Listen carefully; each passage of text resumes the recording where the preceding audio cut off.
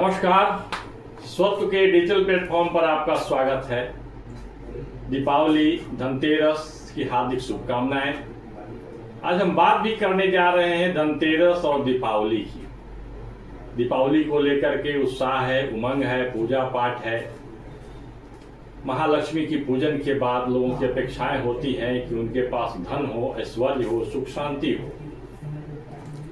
लेकिन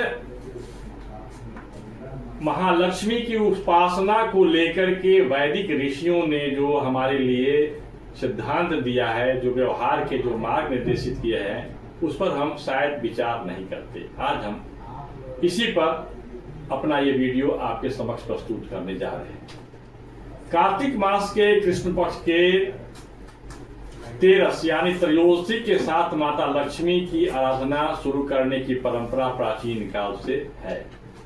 तीन दिवसीय यह आराधना उत्सव कार्तिक मास के अमावस की रात्रि यानी दीपावली के साथ अपने चरम पर होता है। माता लक्ष्मी की आराधना का प्रारंभ वेद का श्री सूक्त माना जाता है। श्री यानी लक्ष्मी की पूजन वैदिक पद्धति से शुरू हुई, लेकिन हजारों वर्षों की यात्रा के दौरान उसमें लोक कल्पनाएं, सामूहिक अमोद प्रमोद के संस्कार, व्यावसायिक उद्यम भी जुड़ते चले गए। अब दीपावली का स्वरूप कुछ बदला है, विस्तृत हुआ है।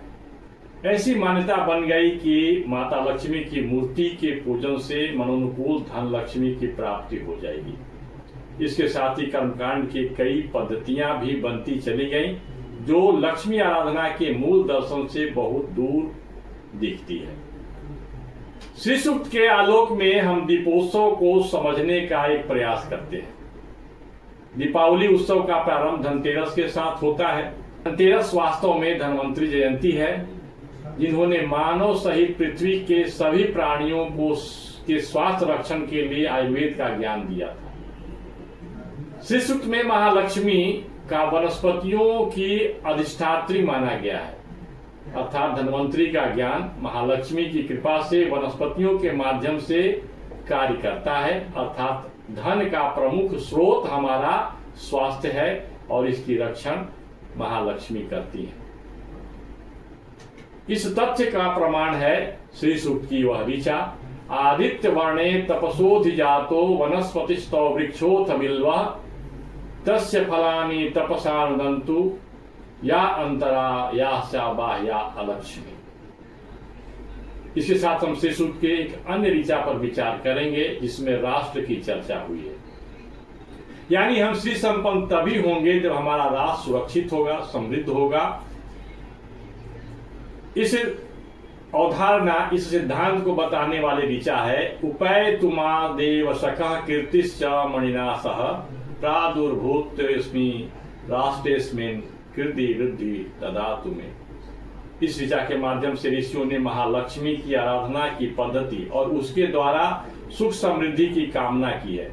निघंटु और निरुक्त शास्त्र के आलोक में जब हम इस ऋचा के भाष्य को देखते हैं तो पता चलता है कि अर्थ यानी धन का मूल स्रोत हमारा राष्ट्र ही है। हमारा राष्ट्र यदि किसी कारण से कमजोर हुआ तो हमारे सारे सपने धरे के रह जाएंगे। श्री सूक्त में यह बताया गया है कि किस प्रकार की लक्ष्मी से मानव को सुख की प्राप्ति होती है और किस प्रकार की लक्ष्मी से मानव विचलित हो जाता है, उसे दुख की प्राप्ति होती है। इस पर प्रकाश डालने वाली श्री सूक्त की ऋचा पर ध्यान दें। अश्वपूर्वाम रथमध्याम हस्तिनाद प्रमोदिनीम श्रीयम देवी मुपवहे श्रीमा देवी जूषताम। अर्थात वही लक्ष्मी कल्याणकारी हैं जो सार्वजनिक रूप से रथ में बैठकर आपके घर आती हैं, जिनके रथ के आगे आगे हाथी उमंग ध्वनि करता है, मतलब कि घाड़ करता है, और ताकि पूरे संसार के लोग, जगत के लोग, राजा सभी जान जाएं कि आपके घर में लक्ष्मी आ चुकी है।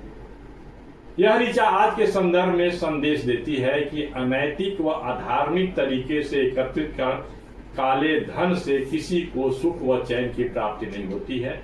यह एक सर्वग्राह्य और सबके अनुमति से सब इस सिद्धांत को आज भी स्वीकार करेंगे। सुख तो उसी लक्ष्मी से प्राप्त होती है जो छिपाई नहीं गई हो। लक्ष्मी पूजन के समय श्री सूक्त का उच्चारण होता है। इसी सूक्त के मंत्रों के उच्चारण के साथ माता लक्ष्मी की षोडशोपचार पूजन भी होती है, लेकिन इस अवसर पर श्री सूक्त में निहित गूढ़ तत्वों की चर्चा नहीं होती। जबकि भारत को समर्थ भारत बनाने के लिए श्री सूक्त के तत्व की चर्चा और उसके अनुरूप धार्मिक बौद्धिक वातावरण के निर्माण और हमारे व्यवहार में भी बदलाव की अपेक्षा की जाती है। इस दिशा में प्रयास होना चाहिए। अब श्री सूक्त और दीपावली की बात करने के बाद हम चाणक्य की बात करते हैं। चाणक्य कहते हैं कि सुखस्य मूलम धर्म, मतलब सुख का मूल धर्म है। धर्मस्य मूलम अर्थ, धर्म का मूल अर्थ है। और अर्थस्य मूलम राज्यम, अर्थ का मूल राज्य है। राज्य मतलब राष्ट्र का जो काम देखने वाली जो संस्था है उसे राज्य कहते हैं। राजस्य मूलम इंद्रिय जय, मतलब राज्य जो करता है राजा है वो इंद्रजीत है, इंद्रिय जयी है, तो वह सम्यक राज व्यवस्था देगा। और इंद्रिय जय के लिए कहते हैं कि इंद्रिय जयस्य मूलम वृद्धोपसेवा। वृद्धोपसेवा मतलब ज्ञान वृद्ध की सेवा। जिसके पास अनुभव है, जिसके पास ज्ञान है, उसके समीप जाइए, उससे सेवा करिए और उससे ज्ञान लेकर के आप अपने जीवन में उतारिए और उसको लागू करिए। राजा, एक राजा के बारे में निर्देश करते हैं। और फिर आगे कहते हैं कि वृद्धस्य सेवा से क्या प्राप्त होता है? तो वृद्धस्य सेवाया ज्ञानम विज्ञानम, वृद्धों की सेवा से विज्ञान की प्राप्ति होती है। और विज्ञान से क्या होता है? विज्ञानम ते प्रज्ञानम, विज्ञान से प्रज्ञान होता है। और प्रज्ञान से क्या होता है? प्रज्ञानेना प्रज्ञानम ब्रह्म, प्रज्ञा के तौर पर जो ब्रह्म होता है और वही लक्ष्मी है। मतलब मूल जो लक्ष्मी है वो प्रज्ञा लक्ष्मी है। भारत के चिंतन परंपरा में यह है और यही प्रज्ञा लक्ष्मी के माध्यम से अस्थायी सुख संपत्ति की व्यवस्था हो सकती है। आज के वीडियो में बस इतना ही। नमस्कार।